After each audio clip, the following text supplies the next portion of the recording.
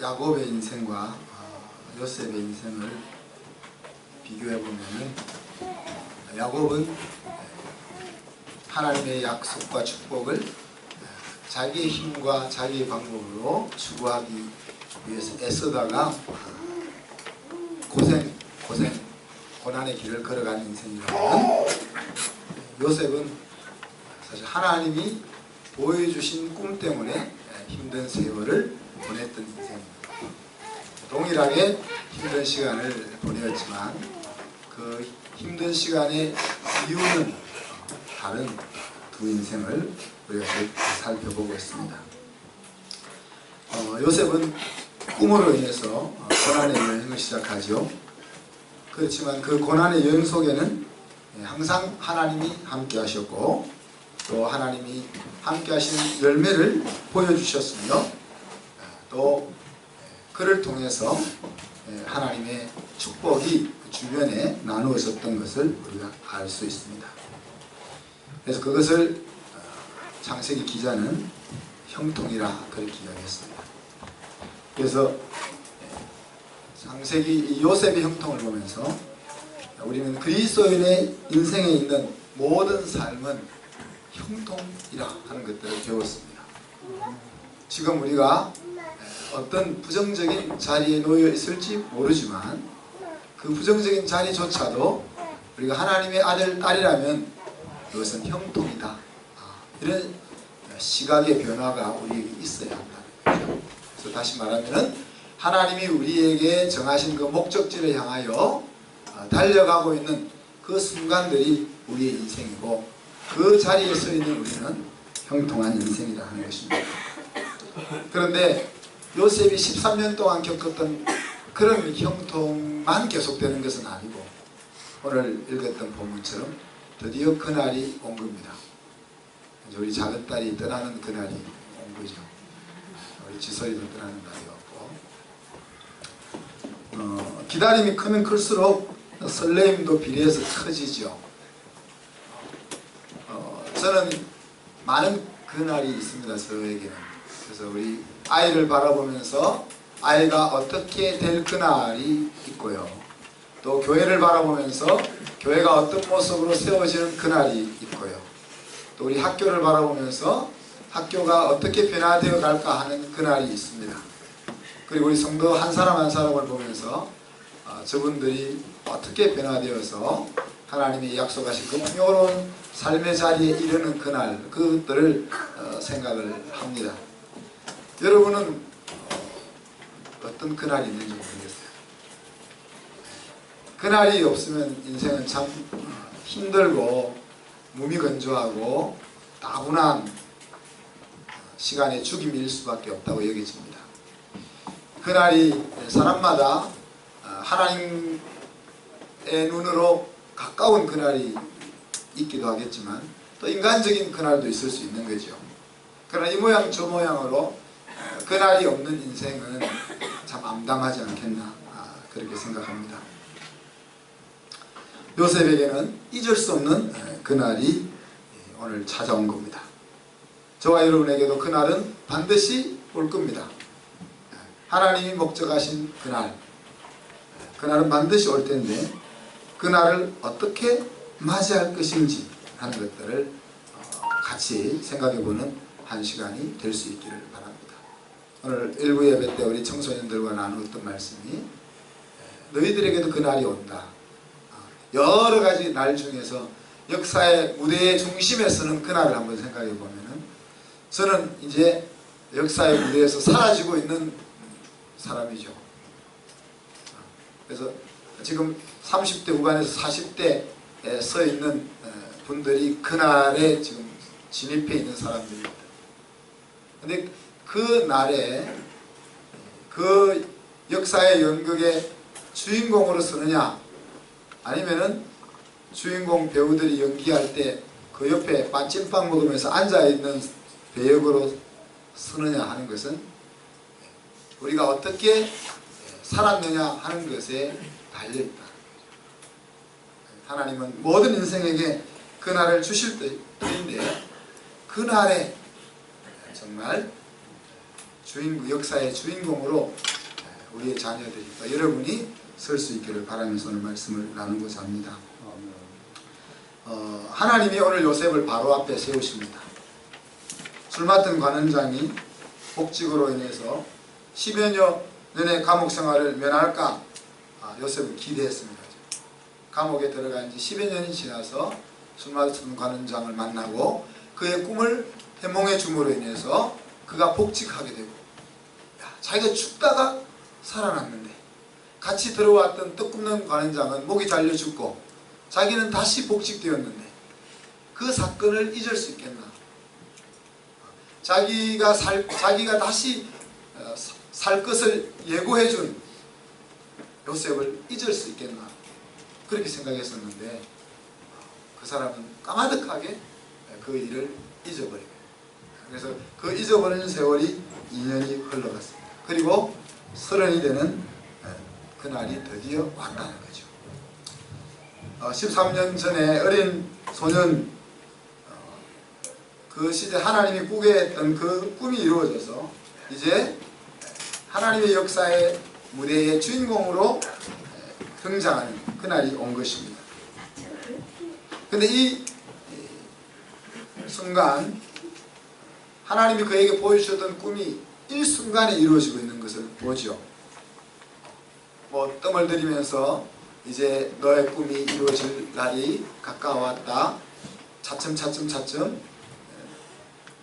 그 모습이 드러나다가 이렇게 꿈이 이루어지는 그게 아니고, 그냥 감옥에서 죄인의 신분으로 살다가 어느 날 갑자기 역사의 무대의 주인공으로 등장, 그런 연극을 하나님이 만들고 계십니다. 그 자리는 하나님이 요셉을 세우신 자리입니다. 자, 오늘 1절 7절에 보면은 하나님이 바로 왕에게 꿈을 꾸게 하십니다. 꿈은 누구나 꾸는데 왜 하나님이 꾸게 하셨을까? 우리 그렇게 생각할 수도 있겠죠. 비슷한 꿈을 2번이나 꾸게 하십니다. 그리고 그 꿈이 너무 생생해서 이제 잠이 깨어서 잠을 더 이상 못 자는 거죠. 그래서 마음에 번민이 찾아옵니다. 여러분이 꿈을 꾼다고 해서 그 꿈이 마음의 번민으로 오는 것은 아니잖아요. 근데 하나님이 바로 왕에게 꿈을 2번 꾸게 하시고 그 꿈 때문에 바로 왕은 잠을 자지 못하게 만드시죠. 8절에 보면은 술객과 박사의 입을 막으셨다 그랬습니다. 그래서 해석하는 자가 없더라고요. 꿈이 어떻게 될지 아무도 모르는데 왜 해석을 못하겠어요? 맞든 안 맞든 마음대로 해석을 내릴 수 있지 않습니까? 그죠? 우리가 개꿈을 꾸어도 무슨 뜻이 있는 것처럼 해석을 해내는데 그 애굽의 박사와 술객들이 왜 해석을 못하겠어요? 하나님이 입을 막으신 거죠. 그 수많은 박사들이 아무도 해석하려고 달라들지 않았던 것입니다. 우리가 봐도 대충 알 수 있지 않겠어요?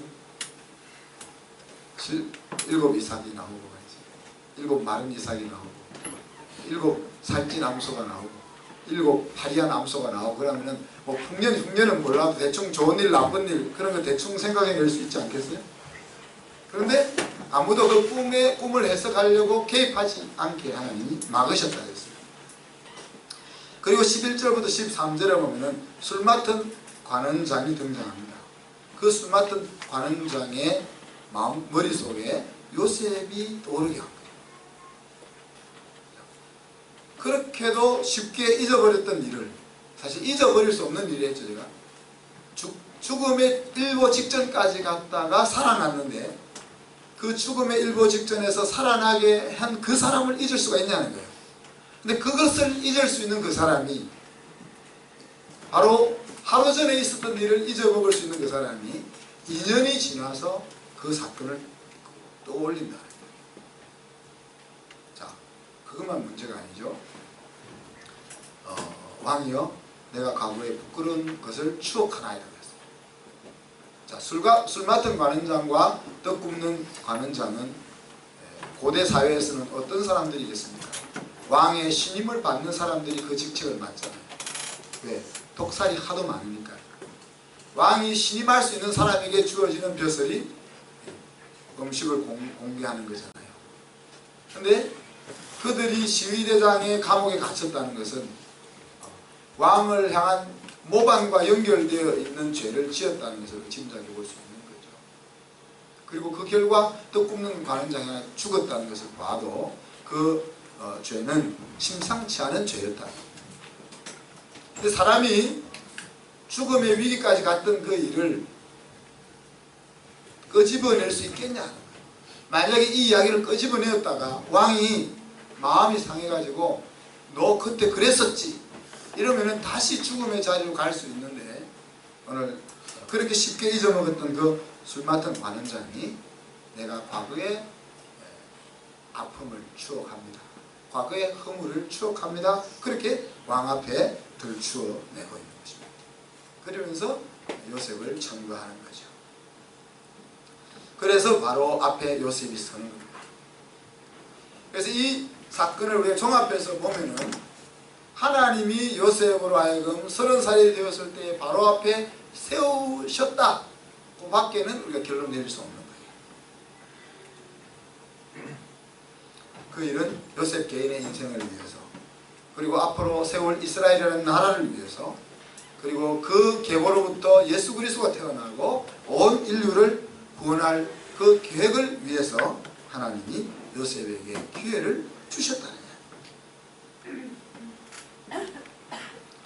우리 각자에게도 하나님이 계획하시고 허락하실 때가 있을 것입니다. 모든 사람에게 주어질 수 있는 그 하나님의 기회의 때가 있을 것입니다. 중요한 것은 그 기회의 때를 준비하기 전까지 우리가 어떤 모습으로 사느냐. 요셉이 감옥에서 내 인생은 끝났다 그러면서 좌절하면서 살았더라면, 30이 되어 바로왕 앞에서 꿈을 해석하는 데까지는 하나님이 꿈을 해석해 주실 테니까 갈 수 있겠지만, 그가 애굽의 총리가 될 수 있겠느냐 생각.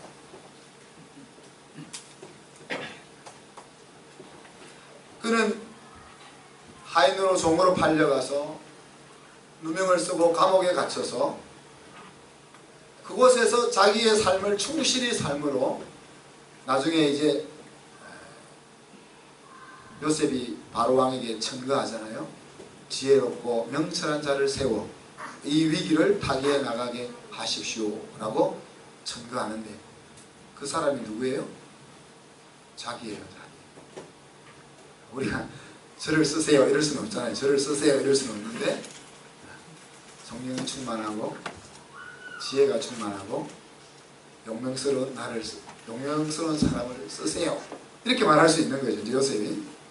그래서 요셉이 13년의 그 고난의 시간들, 그래서 하나님은 그 고난의 시간들을 형통한 삶이라 그렇게 표현했는데, 요셉의 마음속에는 전혀 형통하다고 생각 안 됐겠죠.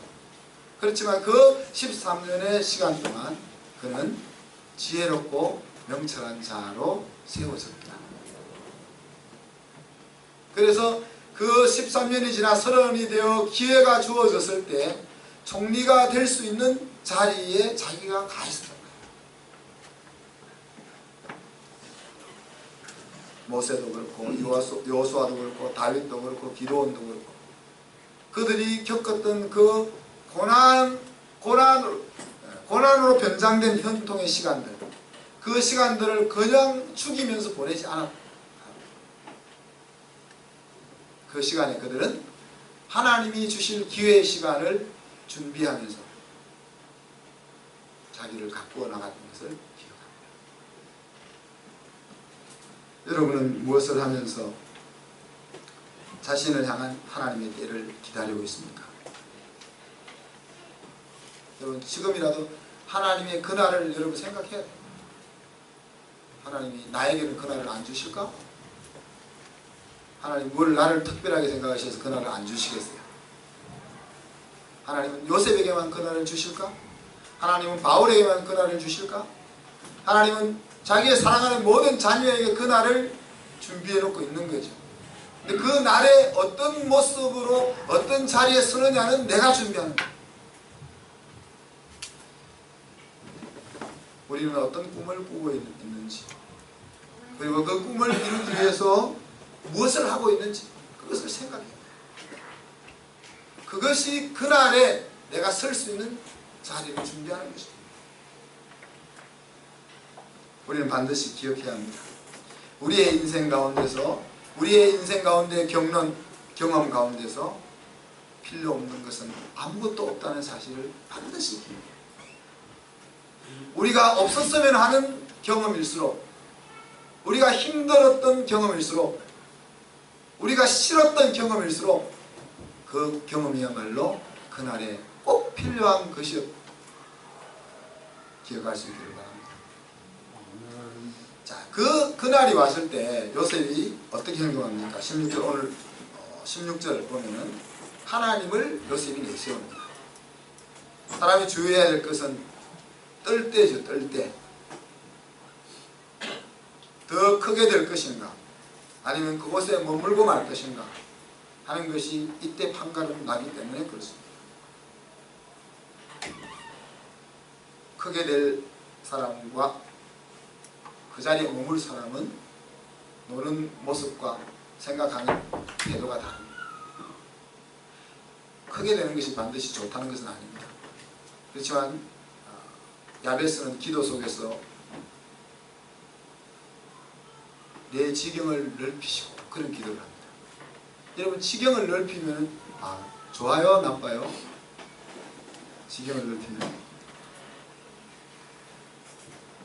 집이 크면 좋잖아요. 근데 집이 작으면 더 좋아요. 청소하는데 조금만 시간밖에 안 걸리는데 집이 넓으면 청소하기 얼마나 힘들어요.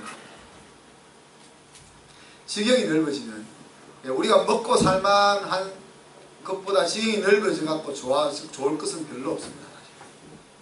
우리가 먹고 사는데 필요한 것들이 충분히 공급되어질 수 있는 정도면은 족하지 않습니까? 근데 그것은 저는 이기적이다 생각합니다.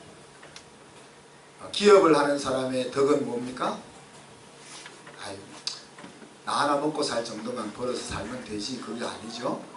기업을 하는 사람의 덕은 많은 이익을 남겨서 더 많은 사람이 먹고 살 수 있는 터전을 마련해 주는 것이 기업을 하는 사람의 덕입니다. 그래서 야베스는 지경을 넓히사 그렇게 하나님이 나에게 주신 이 복으로 내가 먹고 사는데 충분한 것으로 만족하지 않고 내가 힘들지만은 나에게 주신 그 달란트를 더 사용해서 더 많은 사람에게 하나님의 복이 나누어질 수 있도록 하겠다. 그렇게. 갈렙은 어떻게 이야기합니까? 85이 되었을 때 이 산지를 내게 주소서 그렇게 하죠. 정복하기 쉬운 평지도 있는데 젊은 사람들은 너희들 가라 그렇게 하고 나는 저 정복하기 힘든 산지를 정복하겠다 그렇게 얘기합니다.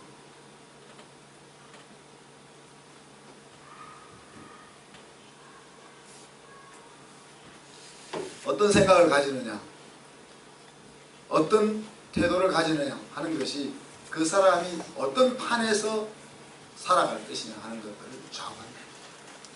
요셉은 기회가 주어졌을 때 그 기회를 움켜쥐고 머무는 자리에 갈 사람이 아니고 온 세상을 다스릴 수 있는 그 자리까지 갈 수 있는 그런 모습을 보이고 있는 겁니다.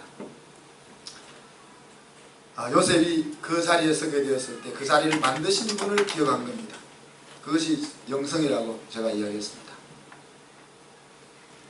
내가 아무것도 할 수 없는, 정말 먹고 살기 힘들어서 신앙이라는 것을 생각할 여유조차 없는 그때에도 하나님을 생각해낼 수 있는 힘이 영성이라고 했죠.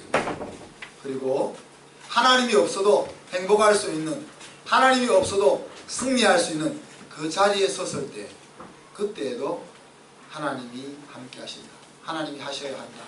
하나님과 자기의 삶을 연결시켜낼 수 있는 것이 영성이라고 했습니다. 그래서 자기를 더 띄우려고 하지 않고 꿈을 해석하는 일은 하나님에게 있다고, 어떤 것이 더 영리한 건지 여러분은 잘 생각해야 합니다. 16절 말은 내게는 능력이 없다는 거죠. 내게는 꿈을 해석할 능력이 없고 이것을 할 수 있는 분은 하나님이다. 그런 겁니다. 하나님을 내세우는 것이 더 영리한 행동인지 나를 내세우는 것이 더 지혜로운 행동인지 우리가 곰곰이 생각해 보시기를 바랍니다. 요셉은 하나님을 자신의 감독으로 삼고 자신은 그 연극의 주인공으로 무대에 서는 길을 택하는 거죠. 많은 사람들이 자기가 감독이 되려고 하는 겁니다. 그래서 주연이 될 기회를 가져보지도 못할 경우가 많습니다. 누가 더 지혜로우냐? 여러분은 어떤 길을 선택할 거냐? 그리고 요셉은 오늘 이제 17절부터 나오는 말씀 제가 읽지 않았는데 바로에게 대안을 제시합니다. 7년 풍년과 7년 흉년이 올 텐데 거기서 끝나지 않고 이것을 어떻게 해결해야 합니다. 라는 대안을 가집니다.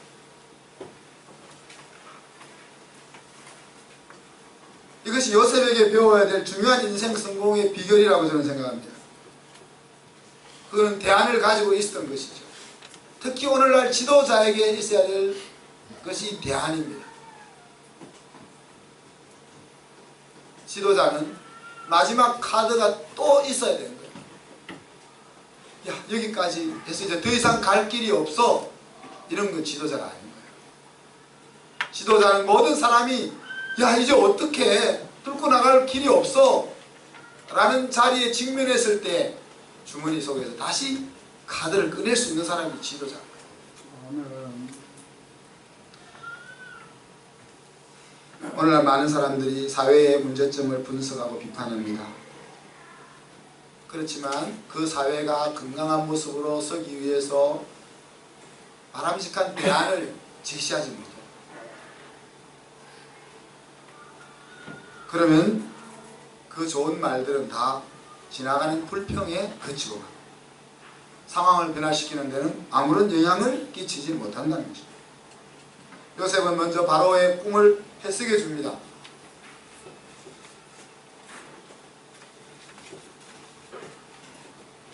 그리고 그 대비책을 제시하죠. 명철하고 지혜 있는 일꾼을 세워서 애국을 다스리게 하십시오. 곡식의 낭비를 막고 가격의 하락을 방지하고 흉년을 대비하는 삼중의 지혜를 대안으로 제시하는 것입니다. 자, 문제를 제기하고 대안을 제시하면은 바로 왕이 누구에게 그 일을 맡기겠어요? 사실은 그 사람에게 맡길 수밖에 없지 않습니까? 통찰력과 실천력을 가지고 있는, 문제를 파악하고 대안까지를 가지고 있는 그 사람에게 그 일을 맡길 수밖에 없는 거다. 우리가 사회에서 살아가면서 통찰력만 있으면은 불평분자가 되기 쉽습니다. 볼 줄만 알면 불평분자를 좋아하는 사람은 없습니다. 공동체에 도움이 안 된다는 거죠. 또 반면에 대안만 있으면 어떻겠어요? 자기 도취에 빠져있는 사람에 불과한 것이죠. 그래서 이 통찰력과 대안을 함께 갖추고 있는 그런 사람이 공동체를 살리고 공동체를 이끌어 갈 수 있는 것이죠. 말씀을 마무리합니다. 오늘 하나님은 요셉에게 그날을 허락하셨고 요셉은 그날이 되었을 때에 하나님을 내세우고 대안을 가진 일꾼으로 서고 있는 모습을 우리에게 보여주고 있습니다. 하나님의 그날이, 하나님의 계획이 무르익기까지는 13년이나 되는 세월을 요셉은 기다려야 했습니다. 그러나 그날이 왔을 때는 신속하게 하나님이 계획들이 이루어지는 모습들을, 하나님이 진행해 나가시는 모습들을 우리가 보고 있는 겁니다. 그리고 아무 소용없었던 것 같이 여겨졌던 그 13년의 경험들이 그날에 중요하게 사용되고 있었던 것을 보게 됩니다. 사랑하는 성도 여러분, 저와 여러분은 오늘 이 자리에 어떻게 오게 되었습니까? 이 자리에 오기까지 겪었던 수많은 그 삶의 과정들, 그것 어느 하나 필요 없는 것이 없다 하는 사실을 우리 기억했으면 좋겠습니다. 심지어 나의 못난 모습까지도 사실 그날을 위해서 소중하게 쓰일 재료들이라는 사실을 반드시 기억할 수 있었으면 좋겠습니다. 그리고 하나님과 가까이 하는 것이 그날에 나를 준비하고 그날에 하나님이 목적하신 그런 모습으로 세워질 수 있는 길인 것을 기억할 수 있는 저와 여러분이 되기를 바랍니다. 언젠가 그날이 올 텐데 그날을 기다리면서 그날의 기다림이 오늘 하루하루의 그 순간순간을 힘차고 멋있게 준비해 나갈 수 있는 저와 여러분 되기를 주님의 이름으로 축복합니다. 기도하겠습니다. 하나님 아버지, 사랑과 은혜를 감사합니다. 요셉의 인생, 청년으로서 감당기 어려운 역경과 고난의 연속이었지만 그러나 그날도 형통한 날이었고 요셉이 그 날들을 충성스럽게 잘 지나갔을 때에 그 13년의 경험은 그로 하여금 그날에 하나님이 목적하신 배역을 훌륭히 수행할 수 있는 일꾼으로 세워주었습니다. 하나님, 요셉에게 그날을 허락하셨던 하나님, 우리 모두에게도 그날을 허락하실 터인데 주님, 그날에 내가 어떤 배우가 되느냐 하는 것은 그날 이전에 내가 어떤 준비를 하느냐에 달려있음을 살펴보면서 주님, 우리에게 주어져 있는 모든 삶의 환경들이 필요 없는 것처럼 여겨지는 그것까지도 내 인생 그날의 가장 소중한 재료가 됨을 기억하며 우리에게 주어진 하루하루를 아름답고 보람있게 살아가는 저희들이 되게 하여 주옵소서. 감사드리며 예수 그리스도의 이름으로 기도하옵나이다.